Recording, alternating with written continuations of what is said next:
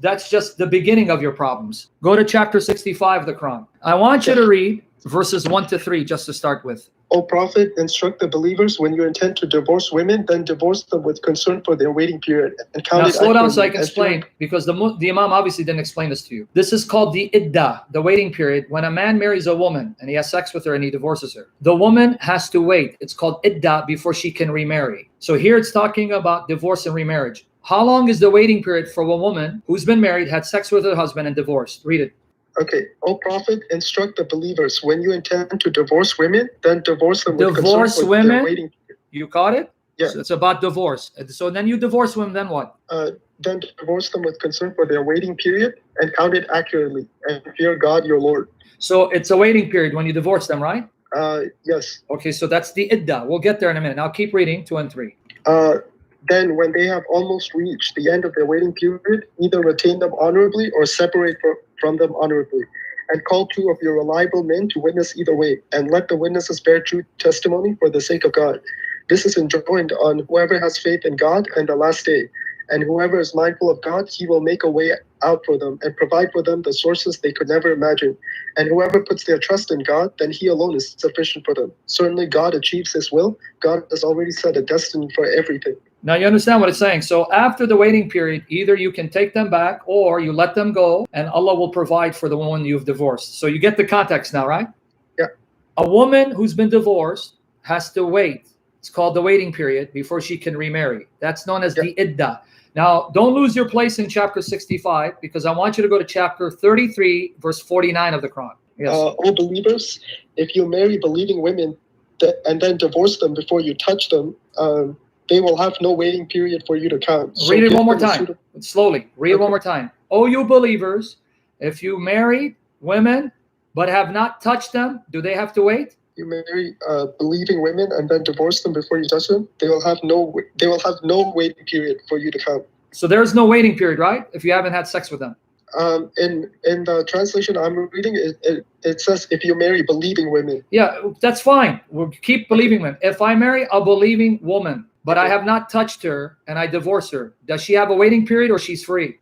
No, she doesn't have a waiting period, right? But then 65 verses 1 to 3, what about those believing women that you did touch? Do they have to wait? Yes. Okay, good. Now go to 65 verse 4. Read for me 65 verse 4. Okay, so as for your women past the age of menstruation, in case you do not know, their waiting period is 3 months. Okay, stop. Don't go any further, because you got to understand. If you have a woman that you're married and she's now menopause, she doesn't have periods. So how long should she wait? 3 months, right? That's right, yeah. But then read the next line slowly. And those who have not menstruated as well. As for those who are pregnant... Wait, you read it too fast. Why'd you rush through that? And those who have not what? And those who have not menstruated as well. Well, whoa. You're telling me your Quran saying that Muslim men can marry girls who haven't even menstruated, haven't had their periods? It's right there. Read it. You read it too fast, almost like you were scared to read it. Yeah, I've read it. It's yeah. And so please tell everyone you're okay with your God allowing men to marry minors, young girls, premature girls who haven't had periods, who haven't had their menstrual cycle, and have sex with men who will then be divorced for other men to sleep with. You're okay with that? This is in your Quran. No. This is for all ages until the end. It hasn't been abrogated. I don't know. So imagine you had a 9-year-old sister and a 30-year-old Muslim man wants to marry and have sex with her. And in Islam, Sharia, that's lawful. Are you okay with that? No. You sure you're not okay with it? No. Okay. What about a 54-year-old? A 54-year-old man marries your 9-year-old sister and has sex with her while she's playing with dolls. No, but the thing about, before you say but, are you okay with that? No, that's not right. But what? So it's okay for your Muhammad 54-year-old to sleep with 9-year-old Aisha. That's what you're gonna say? No, I don't believe that happened. I believe that she was at the age of maturity. You want to bet she's not? There's not a single hadith in Bukhari, Muslim, Sunan Abu Dawud, Tabari, Ibn Kathir, Qurtubi that says what you said. They all say she was 9, she hadn't had her period, which is why she was allowed to play with dolls. Please don't deceive yourself. And I'll give you the hadith if you want. Hadith after hadith after hadith. I understand that there's these Sahih hadiths, right? But there's scholars even today, I don't want to. I don't Okay, know the but names. give me one scholar here. Let me do. Don't give me a 20th century or 21st century scholar who's humiliated by what your prophet did. Quote to me a single scholar from the 8th century, 9th century, 10th century, 11th century, 12th century, 13th century, 14th century that said Aisha wasn't 9 years old when Muhammad mounted her. I can't quote any right now, but let me give you an article where you can't, because I'll tell you what Ibn Kathir just said. I just gave you one article, Sure. but let me give you another one. Ibn Kathir. You know why? They were not living at a time where the kuffar were the majority and they had social media, so they could be honest because they didn't give a damn what others said. They could kill them. But conveniently in the West, when the Muslims are outnumbered by unbelievers and media, oh, no, she was not.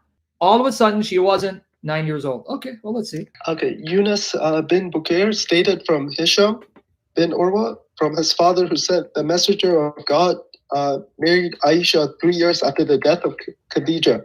At that time of the contract, Aisha had been a girl of 6. When he married her, she was 9. How old?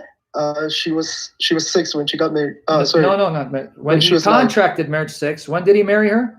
9. Okay, now read. Keep reading.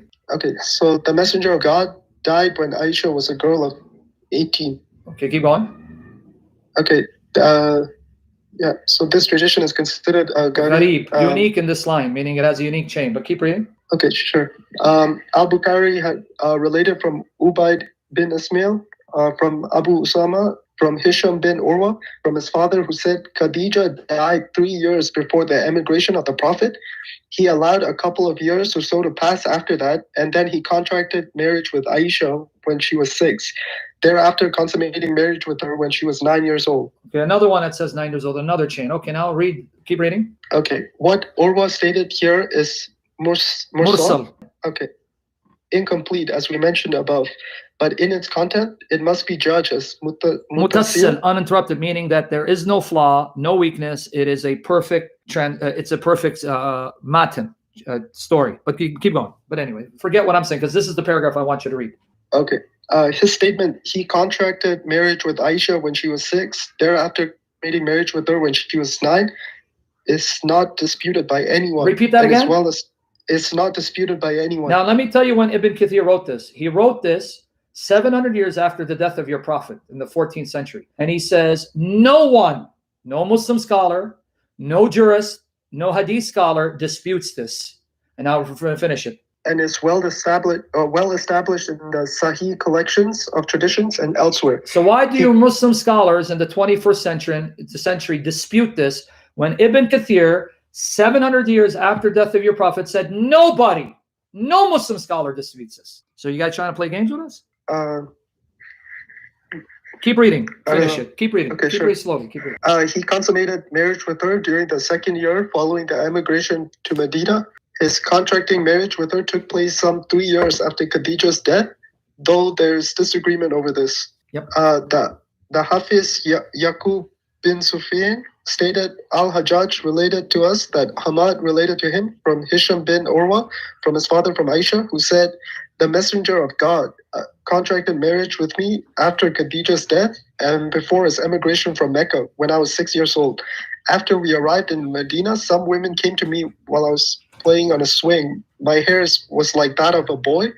They dressed me up and put makeup on me, then took me to the messenger of God, and he consummated our marriage. I was a girl of 9. Are you okay with that? This is Aisha telling you, I had hair like a boy, I looked like a boy, I was playing on a swing, and then the messenger of God took me in, consummated marriage. Man, he had sex with me when I was 9. You're okay with that? You're okay with a 54-year-old taking a young girl who had hair like a boy, so she looked like a boy, being sent off after playing on swings to go in bed with a 54-year-old man who now is going to penetrate her? Tell me you're okay with this. Yep, I thought so.